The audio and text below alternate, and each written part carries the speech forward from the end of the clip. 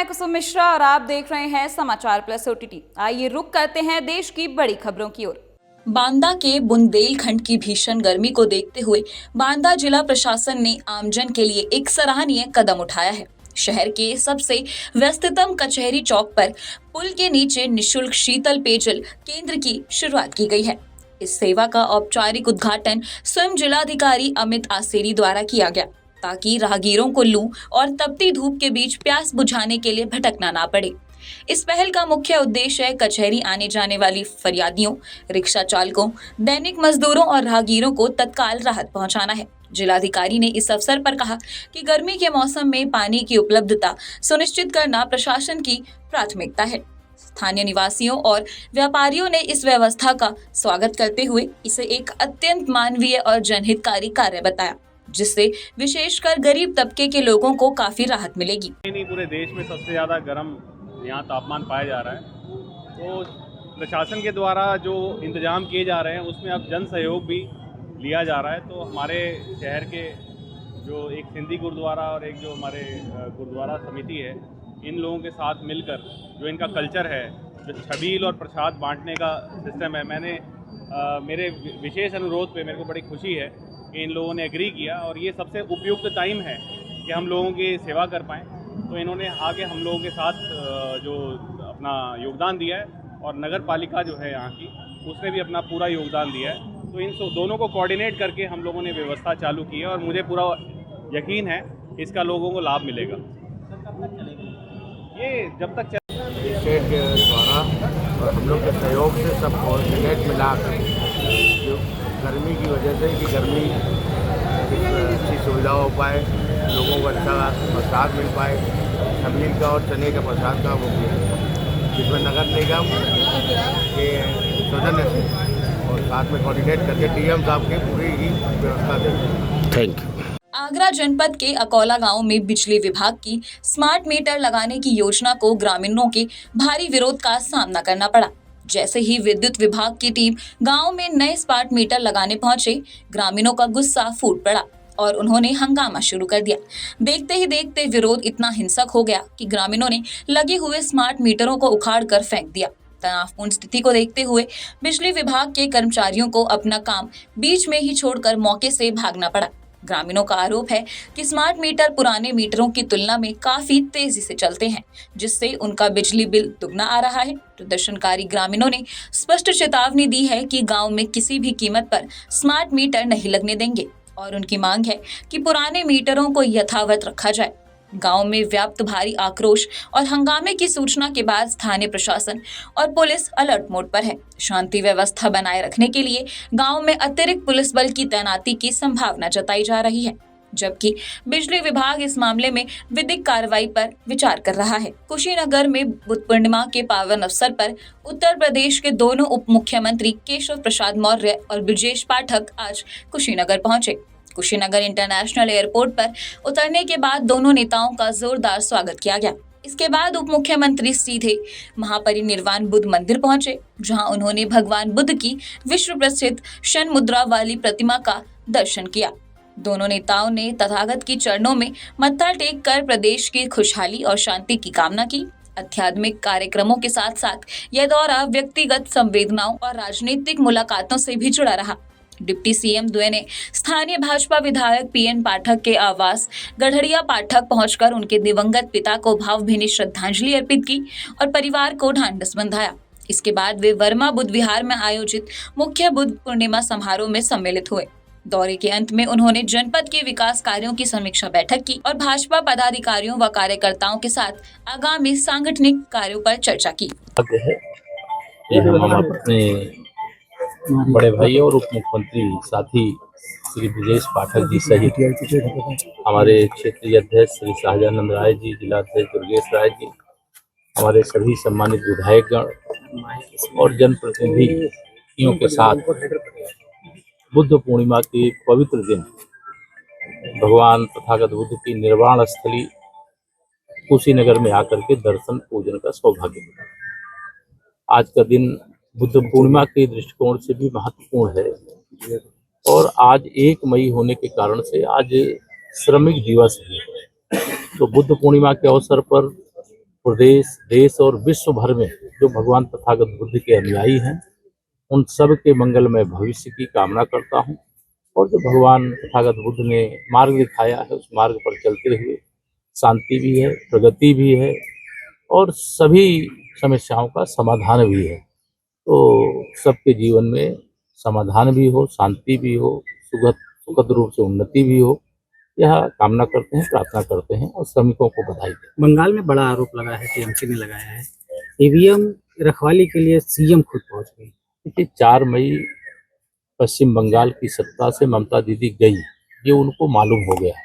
इस प्रकार के आरोप लगाना स्वाभाविक है। सपा हो, कांग्रेस हो, टीएमसी हो या जो भाजपा के विरोधी दल के नेता हैं, पदाधिकारी हैं, वो चाहे सीएम हो, चाहे किसी दल के अध्यक्ष हों, इस प्रकार का आरोप जब चुनाव हारने लगते हैं तो इस प्रकार के आरोप लगाते हैं। पहले एसआईआर प्रक्रिया में बाधा डाला, वोट लूटने और कब्जा करने की जो आदत है वो ममता दीदी की है और अब निष्पक्षता से चुनाव हो गया है और उनकी हार सुनिश्चित उन्हें दिखाई दे रही है। तो इस प्रकार के अनर्गल आरोप लगाते हैं, लेकिन हमें पूरा विश्वास है कि 4 मई को कमल खिलेगा, पश्चिम बंगाल भी विकास के पथ पर आगे बढ़ेगा, आसाम में भी हम तीसरी बार सरकार बनाएंगे, तमिलनाडु में भी जोरदार और शानदार प्रदर्शन करेंगे, केरलम में भी भारतीय जनता पार्टी के विधायक पहली बार वहाँ सदन में मौजूदगी अपनी दर्ज कराएंगे और पांडिचेरी में हमारी सरकार की फिर वापस। अखिलेश यादव जी का जो रिजिम था पूरा प्रदेश जानता है, गुंडा राज, भाई भतीजावाद, भ्रष्टाचार और केवल अपनी प्राइवेट लिमिटेड कंपनी को जिसको वो अच्छी तरह समझते हैं उसके पेट भरने के लिए था। उत्तर प्रदेश विकास के प्रति पर अग्रसर है। आज प्रति व्यक्ति आय 3 गुनी हो चुकी है। उत्तर प्रदेश $1 ट्रिलियन इकोनॉमिक के लक्ष्य के लेकर के आगे बढ़ रहा है। विकसित भारत के संकल्प को पूरा करने के लिए आगे बढ़ रहा है। आज आपको पता है, आप देखेंगे अगर आंकड़े, तो हम लगभग $350-400 बिलियन पर चल रहे हैं और जो लक्ष्य है 1 ट्रिलियन का है। तो हम शीघ्र ही उस लक्ष्य को प्राप्त करेंगे। मुझे पूरी उम्मीद है कि आने वाले 2030 में, आज हम 26 में खड़े हैं, 30 में हम $1 ट्रिलियन इकोनॉमी होंगे। और कुशीनगर जिले को जिस ढंग से भारतीय जनता पार्टी की सरकार में, माननीय प्रधानमंत्री नरेंद्र मोदी जी के मार्गदर्शन में, योगी जी के नेतृत्व में, मैं कह सकता हूं कि नंबर 1 पर रखने का काम हुआ। आप स्वयं डेवलपमेंट देख रहे होंगे, पानी, बिजली, सड़क, स्कूल, अस्पताल में उत्तर प्रदेश नंबर 1 पर है, इन्वेस्टमेंट में नंबर 1 पर है और हर क्षेत्र में उत्तर प्रदेश विकास हो रहा है। यही उनकी पीड़ा है कि वो उत्तर प्रदेश को बर्बाद होते बीमारू राज्य बना करके रखे। अंतर्राष्ट्रीय एयरपोर्ट केवल उद्घाटन हुआ है। अब मैं देखिए भैया, अब भाई सूचना मिली है, मैं मान के चलिए कि कुछ दिनों के बाद आपको अंतर्राष्ट्रीय फ्लाइट यहाँ उतरती मिलेगी। अच्छा, कॉमर्शियल सिलेंडरों के दाम में एक देखिए, वो अंतर्राष्ट्रीय मार्केट का हाल आप समझते हैं। और इसमें जैसे हम भगवान बुद्ध की धरती पर खड़े हैं, भारत ने बुद्ध दिए, युद्ध नहीं दिए। और जिस ढंग से युद्ध की विभीषिका दुनिया के सामने मुबाए खड़ी है, हम सब उसको देख रहे हैं और भारत अपनी भूमिका निभा रहा है। पीडीए का मतलब अभी आपने कहा है कि अल्पसंख्यक, देखिए, मैंने कल सदन में कहा कि पीडीए का जो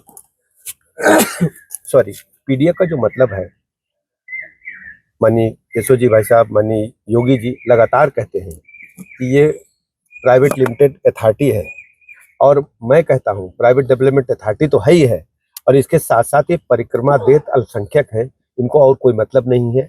मैं फिर दोहरा रहा हूँ, अगर अल्पसंख्यक समाज अपना नेतृत्व चुन ले, अपना नेता बना ले, जैसे मान लीजिए किसी प्रॉपर्टी को, किसी बिजनेस को आप शुरू करते हैं जिसके अब 20% होता है, जिसका 20% होता है, उसको अधिक लाभ मिलता है, अधिक डायरेक्टर उसके होते हैं, बड़ी कुर्सी मिलती है।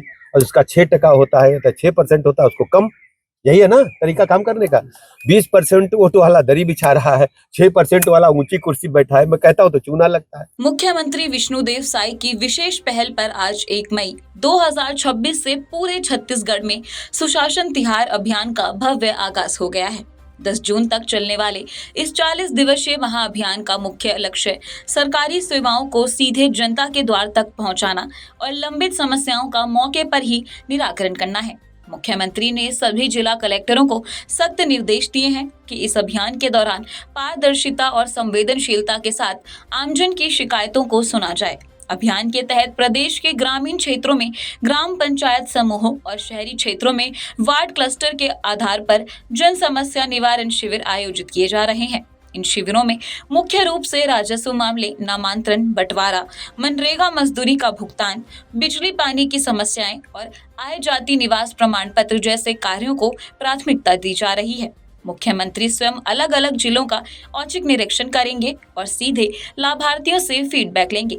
इस पहल से न केवल फाइलों का बोझ कम होगा, बल्कि मोदी की गारंटी और राज्य की कल्याणकारी योजनाओं का लाभ पात्र व्यक्तियों तक त्वरित रूप से पहुंचेगा।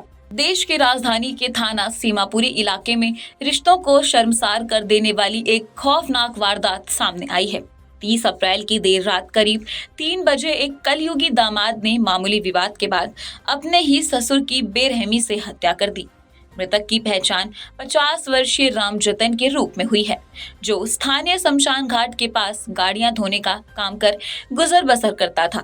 इस सनसनीखेज घटना ने पूरे इलाके में दहशत का माहौल पैदा कर दिया है।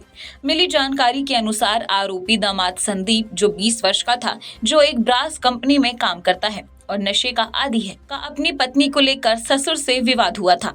विवाद के दौरान आपा खोते हुए संदीप ने पहले अपनी पत्नी नादानी को कमरे में बंद कर दिया ताकि वह अपने पिता को बचा ना सके, और फिर बाहर रामजतन पर चाकू से ताबड़तोड़ हमला कर दिया। चीख पुकार सुनकर जब एक पड़ोसी ने दरवाजा खोला, तब तक रामजतन खून से लथपथ होकर जमीन पर गिर चुके थे। उन्हें आनन फानन में जीटीबी अस्पताल ले जाया गया, जहां डॉक्टरों ने उन्हें मृत घोषित कर दिया। पुलिस ने शव को पोस्टमार्टम के लिए भेजकर फरार आरोपी संदीप के खिलाफ मुकदमा दर्ज कर लिया है और उसकी गिरफ्तारी के लिए छापेमारी कर रही है। बात कुछ नहीं हुई थी, इनके घर से फोन आया, 4-5 दिन से गायब था, यहाँ से संडे वाले दिन से गायब था। हमने कोई फोन नहीं करा इसके घर पे, पर इसके घर वालों का फोन आया रात को 3 बजे हमारे पास, 2:30 बजे हमारे पास। यूँ कह रहे थे इसके घर वाले कि ये यहाँ आ गया, इसे आके ले जाओ। मेरे पापा कह रहे इसका कोई इलाज नहीं है, मैं नहीं लेने आऊँगा। तो फिर ये कहने लगा कि ले जाओ, अब आगे से अगर कोई गलती होगी तो हम देख लेंगे। मेरे पापा ले आए, इसी बात पे कोई बात नहीं। बस मेरे को यहाँ आके बहुत नशे में था, मेरे को हटाने लग गया मेरी जगह से। तो मैंने कहा अभी हट जाऊँगी, अभी जब सोओगे। तो एकदम से मेरे को मारने लग गया। तो मेरे पापा यहाँ खड़े थे, मेरे पापा ने बचा लिया। तो मेरे पापा पे एक चांटा मार दिया, तो मेरे पापा घसीटते हुए नीचे ले गए। मेरे नीचे जाके मेरे पापा ने कुंडी लगा दी। मैंने खूब चिल्लाया, पापा ने गेट नहीं खोला नीचे से। फिर इतने में ही मेरे पापा को बस मारने लग गया खूब। फिर मैंने गली में अल्लाह मचाया, ऊपर वाले भैया आए, तो जीने का गेट ही लग रहा था, जो हम नीचे तो उतर नहीं पाए। तो हमने अल्लाह मचाया खूब, गली में लोग आए। पहले तो उन्होंने ईंट मारा मेरे पापा के सर में, मेरे पापा एकदम से गिर गए। गिरने के बाद फिर उन्होंने चक्कू मारे मेरे पापा के। मारने के बाद सीधा यहाँ से भाग गया। मैं गली के बाहर तक देखने भी गई तो वो नज़र मुझे नहीं आया। फिर मैं वापसी आई, मैंने कहा अभी इसको बाद में देखूंगी, पहले मैं अपने पापा को उठा के लेती हूँ। फिर मैंने अपने पापा को उठा के जीने पे लेटाया, नीचे जो जीना उस पर लेटाने के बाद मैंने फ़ोन करा पुलिस वालों को। पर मैंने नहीं करा था, मेरे भैया ने करा था, क्योंकि मेरी तो कंप्लेंट ली नहीं जा रही थी थाने में। मैं जा रही थी, सर मुझे बारी बार वापसी ऐसी भेज दे रहे थे, कह रहे हम क्या कर सकते हैं। तो इसलिए मैंने अपने भाई को फ़ोन करा, फिर उसने कंप्लेंट करी। तो PCR आई, मेरे पापा को फिर लेके गई। लेके आने के बाद फिर वहाँ पे मेरे पापा को GTV हॉस्पिटल में लेके गए। फिर मेरे भाई को, जब मेरे को तो बताया नहीं, मेरे भाई को बता देता कि इनका दम निकल गया, ख़त्म हो चुके हैं। तो मेरे को तो लगा मेरे पापा को डॉक्टर अंदर देख रहे हैं, पर मुझे क्या पता था मेरे पापा ख़त्म हो गए। फिर मेरे भाई को बोला फ़ोन करके, फिर पुलिस ने मुझसे वहाँ पूछताछ करी, जो बात थी मैंने वैसी वहाँ बताई। बस फिर घर ले आए पुलिस वाले। फिर अब यूँ कह रहे हैं कि बॉडी 4-5 बजे तक मिल जाएगी। आपके पिता का क्या नाम था? मेरे पिताजी, क्या काम करते थे? मेरे पिताजी का नाम रामजतन राम है और 42 साल उनकी उम्र है, और बाहर कार चॉइस पे काम करते थे। आपके पति का क्या नाम है, क्या काम करते थे? मेरे पति का नाम संदीप है जी। काम करते थे? वो काम कुछ नहीं करते थे, सिलमपुर में माल काटते थे, लोगों की चोरी करते थे, वो जेब काटते थे। मतलब आपराधिक प्रवृत्ति का? हाँ। अभी आप लोग क्या चाहते हैं? अब हम ये चाहते हैं कि जैसा हमारे पापा को मारा गया, हम उसे वैसा मारना चाहते हैं। अच्छा, ये घटना किस टाइम की? ये घटना 3:30 बजे के बीच की है। मतलब 30 तारीख के 3:30 बजे? 3 बजे के बीच की है, जब ये विवाद हो रहा था। हाँ। चलिए, अब आप क्या चाहते हैं? अब हम ये चाहते हैं कि जैसे हमारे बाप को मारा गया, उसे वैसे हम मारना चाहते हैं। अगर आप लोग नहीं मारोगे तो अगर वो छूट कर आ गया तो उसे हम मारेंगे। मतलब कानूनी कार्रवाई? जी। और कानूनी कार्रवाई ऐसी नहीं कि छोड़ दो 2-4 दिन में, हमें ऐसी चाहिए, या तो 1-2 साल के लिए इसे लंबा पहुंचा दो, या जैसे हमारे पापा गए अपनी जान से वैसी इसको कर दो। देश की ऐसे ही तमाम बड़ी खबरों को जानने और देखने के लिए हमारे साथ बने रहिए और देखते रहिए समाचार प्लस OTT।